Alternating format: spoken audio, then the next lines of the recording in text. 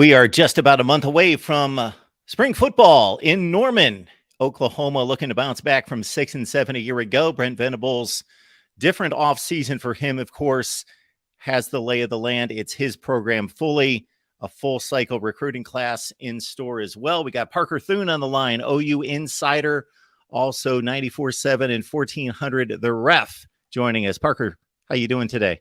Doing fantastic, Mark. Always a pleasure to jump on with you. I want to continue on that theme that I just mentioned. Brent Venables, that first season for any first-time head coach is a difficult one. Terminology, new coaching staff, relationship building, infrastructure, all those things that he has to establish with a new team and a culture change possibly. So this is the second go around in regards to an off season. Do you notice any changes, any differences, or is he communicated anything in that area? I think the biggest difference, Mark, and kind of the reason why expectations were so high last year for Oklahoma, and perhaps unreasonably so, is when you look at the personnel that makes up this team heading into the 2023 season versus what they had on hand in 2022. I think everybody kind of took it for granted that when Brent Venables and his staff got to town, all of a sudden they were just going to make every single player in that locker room better. They were going to get more out of not just the team, but the individual. And in some cases, that wasn't realistic. I think what everybody failed to reckon with as it pertained to this Oklahoma football team in 2022 is that there quite simply was a ton of dead weight on the roster.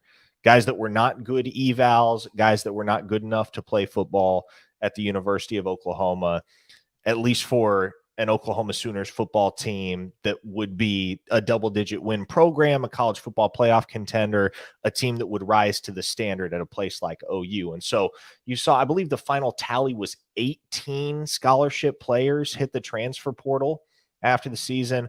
I'll be honest, Mark, there were maybe 2 or 3 of those guys that the coaching staff viewed as legitimate losses, guys that they were bummed to lose and would have preferred to keep. A lot of it came down to processing guys that were dead weight and had no hope of being top-end starters for a program that could contend for a conference championship and potentially a national championship a few years down the line. So now that Venables and his staff have weeded out a lot of the leftovers from the Lincoln Riley, Alex Grinch years, a lot of these guys that were just simply taking up roster space, taking up scholarship spots, and taking opportunities away from players that might be better suited for a situation like that.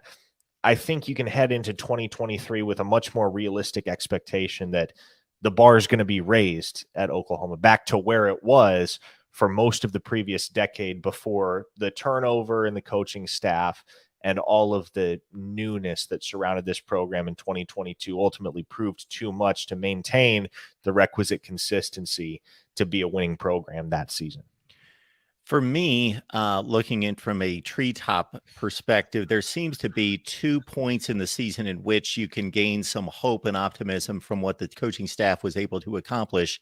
One being after the series of the TCU blowout, the Texas blowout, the embarrassment there, that it really had the feel of coming off the rails. They regrouped, they played much better football, they won enough games to get to postseason play. And then once in postseason play, they played, of course, one of the hottest teams in the nation, a team that's getting a ton of pub going into 23 as a top 5 team, and they took them right down to the last play of the game. Yeah, and look, I understand that some will view it as sunshine pumping or eternal optimism to say that Oklahoma was a better football team than that 6-7 record would indicate. But let's dive a little deeper beyond just the win-loss column for a second, Mark. In a game where Dylan Gabriel played the entire 4 quarters, the Sooners didn't lose by more than 1 possession in any of their 5 losses. Excluding, of course, the TCU game where Gabriel exited in the second quarter and the Texas game where he quite notably didn't play.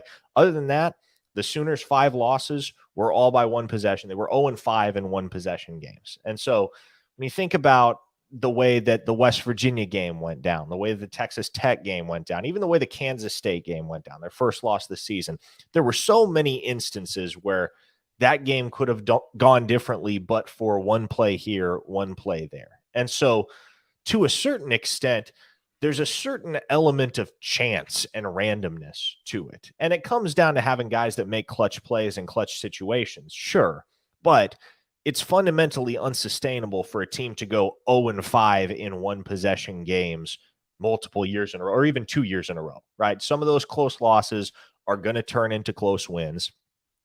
The Sooners just weren't good at winning close games in 2022. And that's something that's easily fixable, given another offseason for these guys to learn the system, both offensively and defensively. And especially when you think about what Oklahoma had in terms of depth at the linebacker position, their 3 starters there were gassed by the end of pretty much every single game because they simply had nobody else to turn to. It was much the same type of situation on the defensive line where they just didn't have the dominant force that they've had in years past with guys like Perion Winfrey, Isaiah Thomas, Neville Gallimore. And so that 6-7 season is unrepeatable. It's not the type of thing that's going to become the norm at Oklahoma. And I would expect, just looking at their 2023 schedule, there are at least 9 wins on that schedule as I see it. But with everything kind of fallen into place the way that it did for OU in 2022, it was almost like the imperfect storm. And I don't think it's something that's, like I said, not something that's going to become the norm at OU. I run these numbers every year. I've gotten into this habit the last 5 or 6 years because I think as college football fans, we are lulled into the thinking that what happened last season is generally going to happen this season. Unless there's a major change, I think the elite of the sport have lulled us into thinking, well, it's usually Georgia, Ohio State, Alabama. So nothing really changes from year to year. There is total flux in the rest of the Power 5. 27 of the 65 teams, Parker, from 2021 to 22 either increased or decreased at least 3 wins from one season to the other. And I see Oklahoma as a prime candidate to do exactly that. 7 of the 10 in the Big 12 did that, either had that kind of ascension or descension in one particular year. And now you've got the influx of 4 new teams to provide possibly, I know they're quality programs, but they do come in from the group of 5 for some additional wins there for the remaining 10. Yeah, and you make a good point. There is a ton of fluctuation, especially in a league like the Big 12, where I would say when Oklahoma's not in power, there's really not a consistent power. And obviously, Oklahoma hasn't been in power the last couple of years. It's given rise to programs like Oklahoma State, Baylor, TCU, Kansas State, the 2022 Big 12 champions. But I'm going to go off the top of my head here, looking at their 2023 schedule. Oklahoma should be, and I want to emphasize should be, because as we learned last year with not only Oklahoma, but several teams across the country, what should happen doesn't always happen. There are a myriad of things that can cause things to go haywire, right? But realistically, Oklahoma ought to be 3-0 in non-conference against Arkansas State, SMU, and Tulsa. They ought to beat Cincinnati and Iowa State to go into the Texas game at 5-0. Texas, I think, is one of those. It's one of those opponents, and that rivalry series is also one of those games where you never know exactly what to expect. It can always swing one way or another. So that's not a surefire win for Oklahoma. That's not a surefire win for Texas. That's a game that's always a flip of the coin, no matter how good those two programs are year in and year out. We've seen so many times in years past that the team that comes in down can all of a sudden rise to the occasion and knock off an opponent that might be significantly more talented. So that's one of the games to me that I worry about as it pertains to this Oklahoma team in 2023. So too do I worry about their 2-game turnaround at the end of the season where they visit BYU and Provo, turn around 6 days later, and are going to play TCU on a Friday night, Black Friday in Norman. Outside of that, you got UCF, you got Oklahoma State, you got Kansas. All 3 of those games should be wins. And gosh, off the top of my head, I can't remember who that 12th opponent is on the schedule. It'll come to me.